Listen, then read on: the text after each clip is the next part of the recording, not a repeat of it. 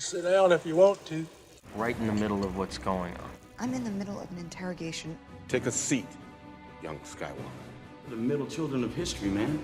Middle of the day, Alfred? Please, take a seat there. Right now, I'm in the middle of nowhere. Stop the middle of the base hit! Meeting in the middle. Like.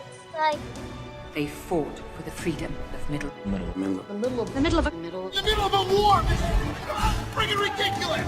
Why don't we have a seat to talk it over? No! Not the middle seat! When you need a minute to look it over, it's time for a freeze frame, where Nate, Drew, and Jake of the middle seats, and this show is designed to pause and take a quick look at a different movie each week and see how it holds up with a closer look. These are always spoiler-filled reviews, but if you're curious about the movie and you don't want to be spoiled, look for the ratings timecode in the description down below. This week, we'll be freezing on the animated movie Sausage Party. ketchup, mustard, oh, sausages and buns. Hey, good looking. What you got cooking? Look at these big old buns, waiting to get filled with my meat. Prepare yourself, little sausage. You're about to learn the terrible truth. They're eating children! Fucking children! Please, no! I've got a familia! That doesn't make any sense. Why would they do that? Because it makes them stronger? Fuck you, weenies.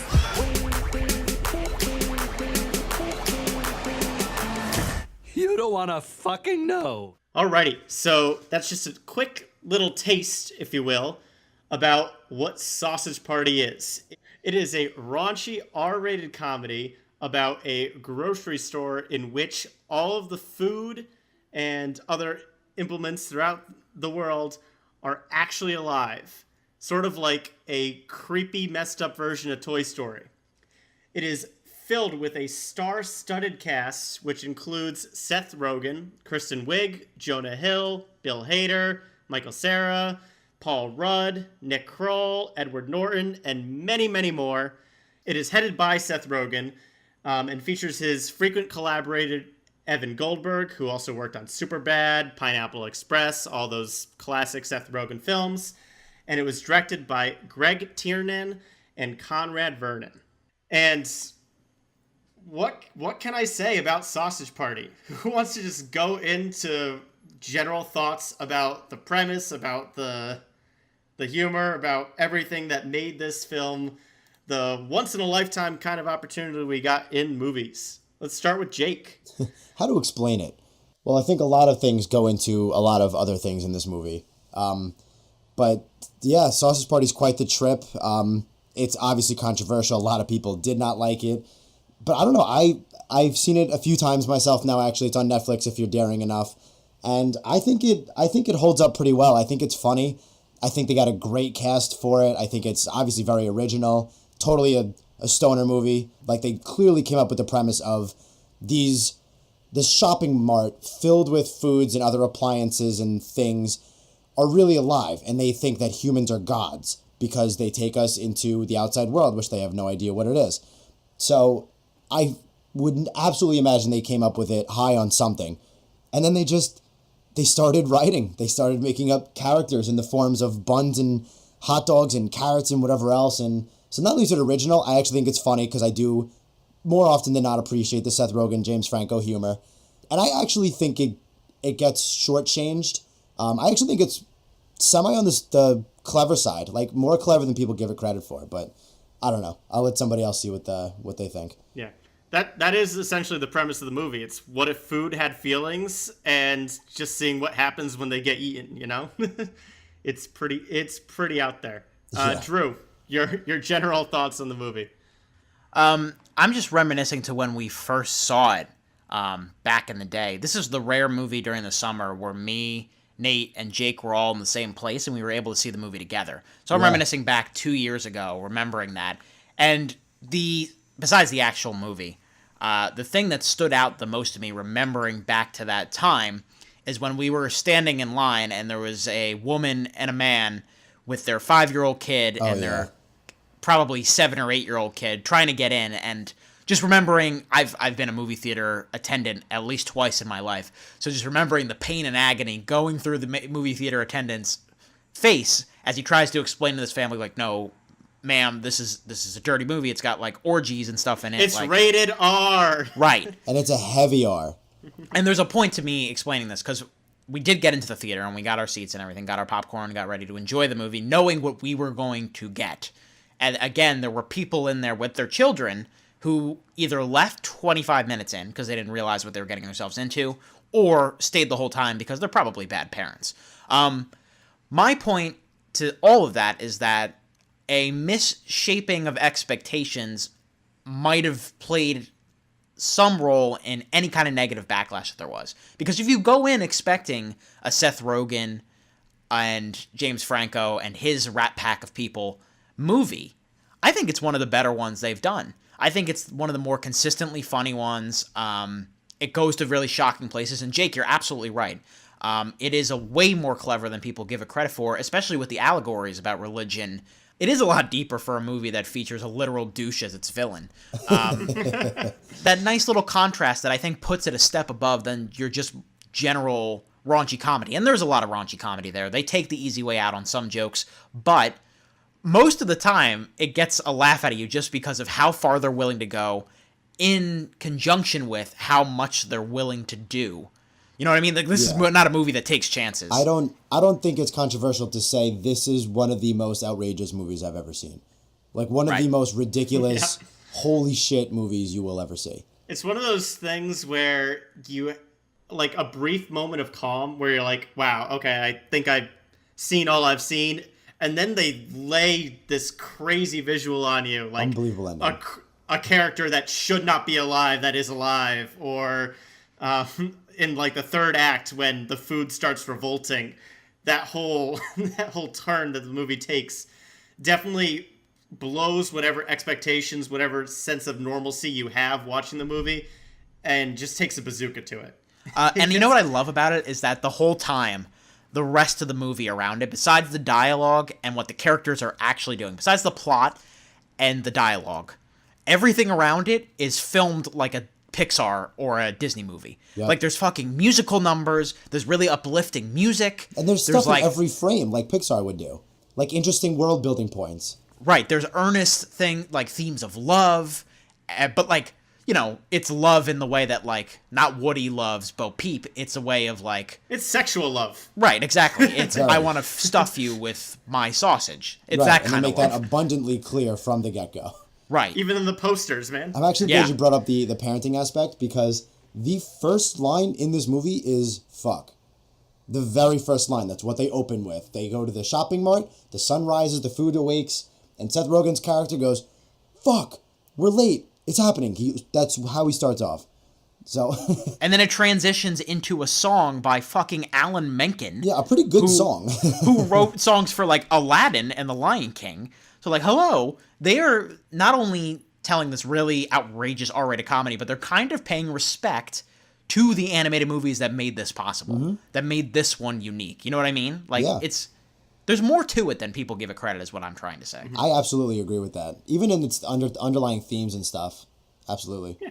All good things. Let's get into specifics. Let's go specific characters. Who do we like from Sausage Party? I'm a huge fan of the Douche. He's a great villain. Nick Kroll was born to play him. Yeah, great, funny villain. Honestly, the characterization is honestly kind of terrifying in its own right. I think the funniest part of the Douche is actually the running gag they do with him, where he'll say a line and it sounds like he's saying other foods' names, and they'll pop their heads out and say, "Oh, someone mentioned me." Yeah, and he's like, "Shut up!" Yeah. One of the last ones he does, he's like monologuing, and he goes, it's supposed to sound like "okay, so," but he goes, "K, so," and a thing of queso cheese comes out, and he goes, "That's a stretch, and you know it." Yes, that is a great one. It kills me like every time. It's so clever. I love how he's just like a GTL guy. Like, Nick Kroll played him as a guy that you see at, like, the gym. And that's the big bad villain of the whole thing. It's perfect. It's that kind of humor that I wish there was more of throughout the movie, that poked fun at the fact that they're literal food, but still taking the R-rated aspect of it and going all the way with it. Like, there are definitely some moments where it's just regular stoner guy humor. I think one of the weaker characters for me is the Firewater character. Because half of his jokes, quote unquote, are him just saying, I got super baked. Bill Hader has some pretty good lines with him. Like, he delivers he has some well. good lines in it. But, like, you can get that in any Seth Rogen movie. A character like the Douche, with the food puns and all that other stuff, like sucking the juice box dry, you can only get that in Sausage Party, and I love that part of the movie. My personal favorite is Edward Norton Bagel. Very funny. Just because Edward Norton approached this role, he takes the role, okay, he's a Jewish bagel, and there's the Jewish Palestine hymn with him and the David Krumholtz character. And Edward Norton saw the role that was written for him and was like, I'm going to play this exactly like Woody Allen. And he's just doing a random Woody Allen impression for the entire movie. Like, that gets me every time he talks, I was laughing. Jake, you got a favorite? I don't know if I quite have a favorite. I love both the characters that you guys said. I think I have more favorite scenes than I do characters. Like the Saving Private Ryan homage. Oh yeah. Yes. Oh my goodness. with the noodles putting his stomach back in and yeah, but like peanut butter holding jelly as it crashed. Like it's brutal, but it's so clever. Like you can't tell me that's not smart. You can't tell me that's not clever. The best part about that scene is when you flash back to reality for those brief moments, and it's literally just food on the floor, right? Regular Like a clean up an aisle 8, and then they go back to the dramatic, dusty scene where everything's exploding, people are dying, they're screaming, it's horrifying, and then they just cut back to regular old food. Yeah, like that, like scenes like that, I just go, oh my god, that's so clever and so funny at the same time. Right, you watch this movie and then you don't want to eat for a while. Because you're like, oh my god, I'm a monster. I think the Jonah Hill character gets separated and ends up at the James Franco bath salt guy's house. And the toilet paper's like, you don't want to know what they do to me. Yeah, and they do that with all kinds of things, and it's pretty nasty. Mm-hmm. I think the used condom takes the cake. Oh, I forgot about that one. I wasn't going to bring it up, but yes, agreed. I'm letting you get seared in your mind again there. Yeah. I think that is probably the most disturbing image in the entire movie. I agree, and every time it's about to happen, I just go, oh god. Yeah, because the way he describes it too, he's like, and then the splooge. They just stretched me open. Yeah, awful. It's gross. But again, you can't tell me, even if it's like a lot of people just dismiss it as gross, but you can't tell me that's not a clever idea and premise and even writing. Right. And there are times I don't think any of us will say that this has a 100% joke ratio hit. No. It doesn't. There are quite a few that miss. Yeah. At least for me. But at the same time, I'm only looking for 75 to 80% to hit. And when the jokes that are really good are so funny. They're really well done. The execution across the board is really well. And I got to give props to not only Seth Rogen and Evan Goldberg, but Conrad Vernon and Greg Tiernan. These are guys that worked on the fucking Madagascar movies. And to adapt the style of Seth Rogen and Evan Goldberg's scripts to a $50 million low-budgeted animated movie and make it work for maximum comedic effort, that shouldn't go unsung. They do a really good job of making everything as hilarious as possible. So what doesn't work in this movie for you guys? It's a weird thing because it feels nitpicky when I'll first say it, but it really got to me as the movie progressed is just the inconsistencies of what food wanted. Because half the time food just wanted to do what food does. At its most basic sense, you have the sausage and the hot dog, they want to be paired together because that's fitting for them. Mm-hmm. And then there's a lot of times where food acts like people, where they want to get high. They want to have sex with genitalia that they apparently have. It was just it's inconsistent because it wanted food to act in one way for a joke to land and then act a completely different way for a joke to land later.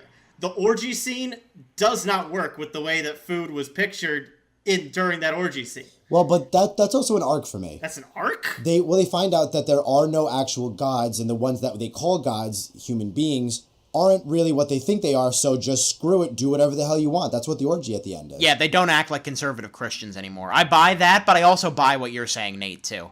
I buy what both of you were saying. It it just changed what it wanted to, whether it wanted to go for the stoner humor, the raunchy humor, or like the food pun humor. And all three are funny in their own right. I definitely wanted more of the food pun humor because that's just my sense of humor is all.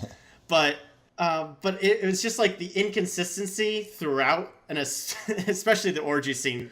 But that was a turning off point of the movie for me. Not because I'm dressed in all white, like my dainty sensibilities here, but just kind of like it stopped being funny for me 30 seconds after it happened. And I'm sure other people will debate me on that, but that's just how I felt. Yeah, I mean, that's just your opinion. That's your style.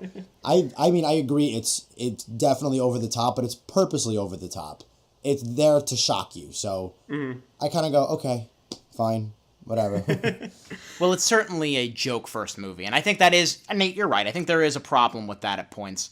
It distracts from what else they're trying to do. And I think that's really my only big problem with it at all. Is that, you know, it gets exhausting at points with how many jokes they're throwing at you. And the fact that not all of them are landing you know, there are certain movies, like, for me personally, like, I'm thinking of a movie like Anchorman or Step Brothers, which are, like, they're even a little longer lengthwise. Like, Sausage Party's barely an hour and a half. Anchorman or Step Brothers are probably closer to, like, an hour 40. But the ratio of how many jokes hit are so good that you don't even notice it. As you're getting exhausted by certain jokes that are not working, you just kind of want the movie to wrap up a little quicker. And sometimes that hurts. There's a little bit of a stretch in between the food siege and like the middle portion of the movie where I was like, okay, this needs to pick up the pace a little bit. But then the finale is like completely rousing, so it was okay. Yeah, I agree. That's kind of how I feel about it too. Not that I'm like I have any such big problems with the movie. I actually generally do like it a decent amount, but there are just some stretches that are just don't end up as funny. It's just kind of story, and the jokes they throw in don't really stick, so it feels a little slow. And a lot of the times, the joke is literally just a character swearing. Yeah, exactly. And that's funny. Maybe like the first time you see it, or like maybe like when the baby carrots are screaming as they're getting eaten. That's funny because they're infants swearing, but you can't pull that off for an entire movie. And unfortunately, this movie kind of just sits into that safe zone for a lot of the more meandering. Well, sections. I wouldn't say safe, but yes, I see what you're saying. you know what I mean. It's easy to have a character say fuck. It's hard to come up with a clever joke. Right, yeah. That makes sense. Well, the reason we're talking about Sausage Party this week is because it kind of has like a connection slightly to the movie we're reviewing this week, The Happy Time Murders, which of course is the R-rated Muppet cop comedy that's out right now. And movies like that, Happy Time Murders, Team America World Police, there are other movies that, you know, they take the R rating and they do a certain amount with it. I'm not speaking on my own thoughts about Happy Time Murders yet, but I'm just saying, like, there are movies that don't do this as well as Sausage Party does it. It's a hard thing to do, you know what I mean? Like, being really raunchy but still having, like, a heart is a really tough balance to pull off. And the Apatow crew does a really good job at that usually. There are people who just go, I don't find Seth Rogen funny, and that's fine. He's definitely an acquired taste. But I don't think he's an idiot, and I don't think he's just stoner humor. Like, his movies are still pretty well made, more or less. He's a very smart dude, I think. Absolutely. Yeah, him, Franco, Evan Goldberg, who's the frequent collaborator for them. Like, they do good stuff, generally speaking. I would overall call myself a fan.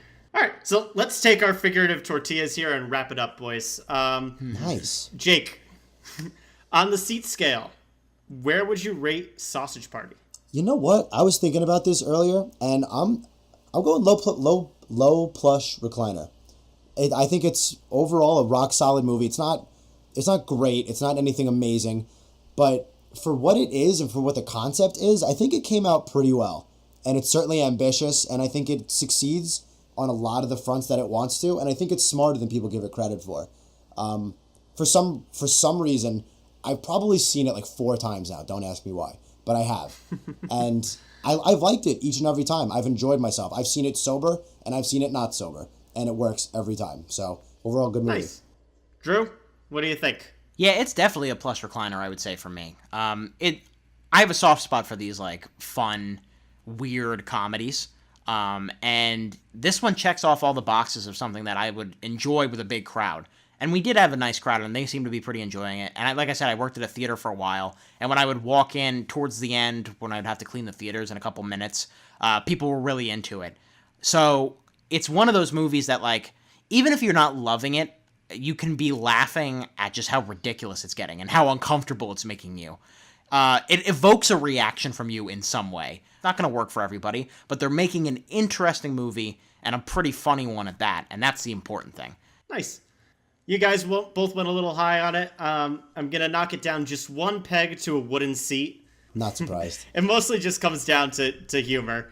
There are plenty of jokes that do land in here. I think the high point of the movie for me is the meatloaf scene. Oh, we didn't even talk about that. Yeah. I know. That was I very know. good. And I I hate to bring it up at the end when we don't have a whole lot of time to talk about it, but that was everything the movie wanted to be with me. It was food-based humor with just a ridiculously silly pun of literal meatloaf singing with some pretty fun animation. And if the whole movie lived up to that kind of hype, I definitely would be much, much higher on it. It's a fun, raunchy, but still thoughtful kind of movie that definitely has its high points, definitely has its low points, but all in all, it's a pretty balanced meal. And I think I will leave it at that. I mean, there's a lot to digest in this movie, but yeah, I think we pretty much covered it. Boo! Boo! All right, so that's Sausage Party. Here's how you can get in touch with us at The Middle Seats. Please like, comment, and subscribe to our YouTube channel, The Middle Seats. You can also listen to us on the go on both SoundCloud and iTunes. For questions, comments, and updates on the show, keep an eye on our Facebook and Twitter, both at The Middle Seats. And if you like what you hear and you want to see more content, let us know and spread the word. That'll do it for this week's episode of The Freeze Frames at The Middle Seats. Keep that seat warm, everyone, and we'll be back soon.